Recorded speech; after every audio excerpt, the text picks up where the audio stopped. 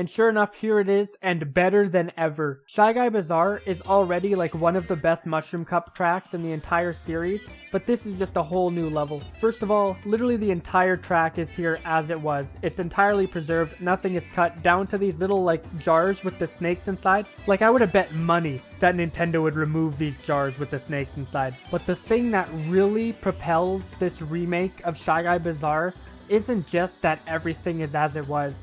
It's that Nintendo just decided to just casually add another track to this track using the shortcuts. Shy Guy Bazaar in Mario Kart World has the most diabolical rail shortcuts in the entire game. Like seriously, they span the entire track. The entire track contains rail shortcuts that's outside of the main road, so you can literally spend the entire course just taking the shortcut route. And then once you get to the end of the course, you can start the next lap taking this rail shortcut and do the whole thing again. It is incredible. The new shortcuts are so good that this old shortcut that you would originally take on Shy Guy Bazaar is pretty much just useless now. Yes, it also can get you back to the main rail shortcuts, but there is no reason to take that over all of this extensive, expanded rail goodness. Quick shout out to this specific section of the shortcut, because you may be thinking, okay, how do you extend this shortcut from right here?